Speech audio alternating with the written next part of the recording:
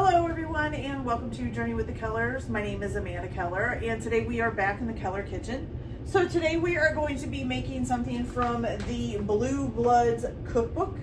Today's recipe is tomato soup and grilled cheese sandwiches. So this is actually a fairly easy recipe. There's not too much prep work ahead of time. Probably the longest part of this is simmering the soup itself. So basically what you're going to need at the beginning is 1 yellow onion diced up. You're also going to need 1 large garlic bulb that has been smashed and peeled. And then 1 tablespoon of butter, of unsalted butter, sorry. The only other thing that you'll really need to kind of prep ahead of time, if you can't find it already done, so you're gonna need 1 28 ounce can of San Marzano plum tomatoes with their juice, but you're also going to need to dice them up. I can't find them like where they're already diced in a can, so I actually just bought the whole ones. I dumped them in a bowl, and then I took each individual tomato out and just diced it up real quick and put it back in there. So I have my nice 28 ounce can, I can't say that today, of diced San Marzano tomatoes, okay? All right, everything else is pretty much just cut and dry stuff that you would have or you can buy pretty easily at the store, okay? All right, so the first thing that we are going to do is you are gonna take 3 tablespoons of extra virgin olive oil. We're gonna turn our pan on. There we go. Okay. So 3 tablespoons extra virgin olive oil. So here's 1, here's 2, and here's 3. Okay. You're gonna add to that your 1 tablespoon of unsalted butter. So let's put that in there. And you're gonna have this going on a medium-high heat. Okay, we're gonna get a spoon out or something to mix it with. All right.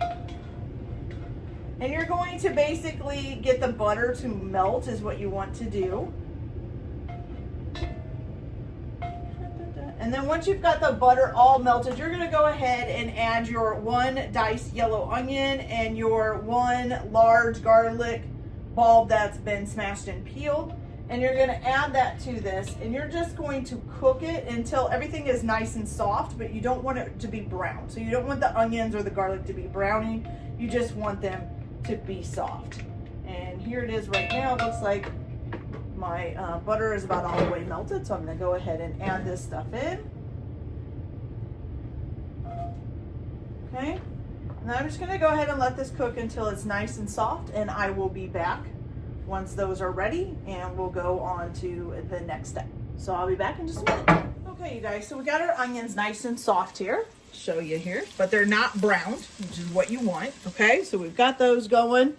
So now the next thing is that you're going to do is you are going to go ahead and add, is it 2 tablespoons?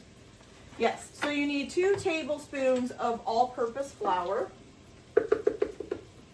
So here is 1. And here is 2. And you're just going to stir that up and make sure that it coats all of the onions and garlic. Okay.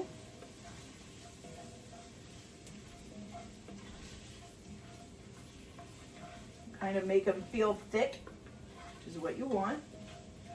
Okay, and once you're sure you've got them all coated up then you're basically going to go ahead and add the rest of your ingredients. So you're going to add 2.5 cups of low sodium chicken broth. Okay. Then you're also going to add in your 28 ounce can of San Marzano tomatoes that you've diced up with their juice. Add that in. Okay. Then you're also going to add in how many tablespoons? 2 tablespoons of tomato paste. So we've got 1 and 2. Okay. And then you're going to need some sugar. I have to keep flipping back to see how much. So we need 1 tablespoon of sugar. Okay. shake that in there. And then 1 teaspoon, let's see, is it 1 teaspoon? Yes, so 1 teaspoon of fresh thyme leaves that have been chopped up. So just about 1 teaspoon of that. There we go. Okay, so you're gonna go ahead and stir this up. Then you're just gonna season it. It says, let's see, season lightly with some salt and pepper. So we're gonna season it a little bit here with some pepper. Well, that was pepper. Oops, grabbing pepper again. This is salt. And some salt. Okay, good. All right, now I'm gonna give that another good stir. Now what you're gonna do is you are gonna wait for this to come to a boil. Once it comes to a boil, you're gonna turn it down to like either a medium low or a low heat. For me, it's a low heat just because for some reason, my oven or my stovetop, even on a low heat, seems to be a decent flame. So I'm gonna do it on a low heat. So you're gonna let it simmer. You're gonna bring it to a boil, then turn it down to a simmer. Then you're going to cover it and let it cook for about 40 minutes. And you want to check the soup often and adjust the temperature of your flame or of your heating element to keep it at a gentle simmer. So you don't want it to start bubbling really hard, okay? All right, so once you get that done, so once it's cooked for about 40 minutes and it's looking pretty good, you can do one of two things. So if you have an emulsifier, which is one of those things with a long stick with like a blender, a small blender on the bottom, and you can just put it in the pan and chop everything up really, really well. If you have one of those, you can do that and just emulsify everything in the pan at one time. If you don't have one of those, you can go ahead and use a blender, but you probably will need to do it in batches, okay? And just blend it up until it's really nice and smooth to get rid of all of the chunky onions and stuff like that. So everything should be pretty smooth once you blend it or emulsify it, okay? Then you're gonna go ahead and put it back in the pot and just turn it on a really low heat to keep it heating while you make your grilled cheese sandwiches, okay? Now, I'm not gonna show you how to make the grilled cheese sandwiches just because I think most people who are coming to make a homemade tomato soup would know how to make a grilled cheese sandwich, but I will kind of explain it. So for this, you are going to need a sourdough bread and how many ever pieces of bread that you're gonna need for how many ever grilled cheese that you're gonna make, okay? So like if you were gonna make 4, you would need 8 pieces of bread, okay? So all you're going to do is on each slice of bread that you are going to be using, you're gonna butter one side of that, completely cover it in butter. Now this says to use unsalted butter, but I will tell you, I usually end up using margarine just because it's easier to get it to spread out. I can never get actual butter to spread out on a piece of bread without tearing the crap out of it. Even if it's soft, I just can't do it. So if you want to use the unsalted butter to do it, go ahead and do that. I'm just going to use margarine. So you're going to butter one side of each piece of bread, okay? Then what you're going to do is you're going to have some cheddar cheese ready and for it to go in between the slices of bread. And I think that's all it has, correct? Just to make sure. Yes, okay. So what you're going to do is you are going to first take one piece of the buttered side, put it buttered side down in a skillet, then put a piece of cheese on top of that, and then take another piece and have the butter side up and put that on top of the cheese. Now the reason why you're having the butter side up is so that when you flip it, the butter side is down on the skillet so it can brown and heat. Basically, you're just gonna cook it until it browns on one side. You can always check on it by just lifting up a little bit of a corner and seeing if it's turning golden brown. Then flip it over and brown it on the other side. Once it's brown to your taste, and if you're anything like my husband, that would be burnt. Ew. But once it's brown to your taste, then you can take it off and set it in, set it on a plate or something for serving, okay? So that's pretty much it. So I'm gonna go ahead, get this to a boil, which is almost there now, then turn it down to a medium low to a low, cover it and let it simmer for about 40 minutes. Then either emulsify it with an emulsifier or use a blender and just get it really smoothed out. Then put it back in the pan and just put it on a low heat to keep it warm while I make my grilled cheese sandwiches.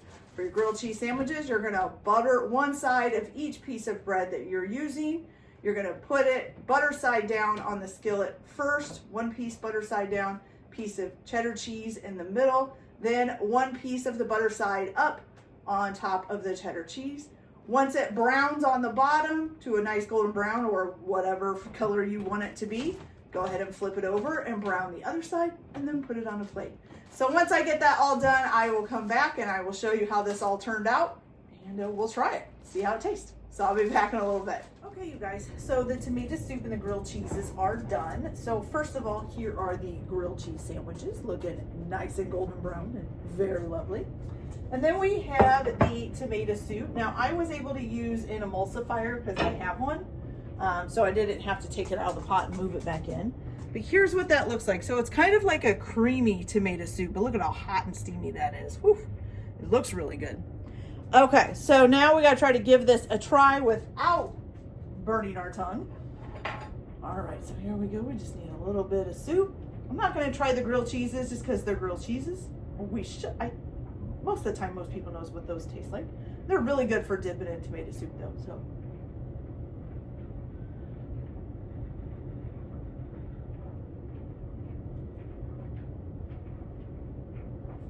It is very creamy.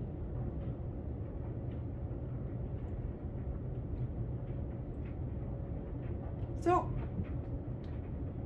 this tastes kind of like the, so I don't know, I don't know what kind of tomato soup you guys have had most of the time. Ours is condensed tomato soup in a can, which is really liquidy and bright red. This is more of almost like an orangey color and very smooth and creamy.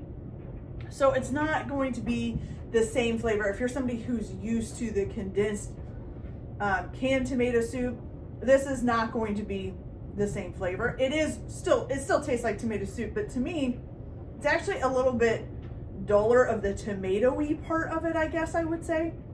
If you ever had the creamy canned tomato soup, it would be a lot closer to that. I do know some people don't like that and some people do, but this is actually pretty good. Now I do think maybe just a little bit bland, so maybe a little bit more salt and pepper and stuff, or maybe a little bit more seasoning into it. It's just a little bit, not too bland. It's like not like ooh, like it's not like it doesn't have any taste at all, but it is a little bit bland. So maybe add in a little bit more salt and pepper to it, or a little bit more of the thyme leaves. Maybe that would help a little bit, give it a little bit of more of a kick to it. But yeah, it's really good, you guys. And of course, who couldn't love it if you dip some grilled cheese in it, okay? All right, you guys, so that's it for this video. I hope you liked it. Like and subscribe if you like, or don't if you don't. Everyone have a good day. Enjoy your cooking. Keep your kitchen messy, and we'll see you later. Bye.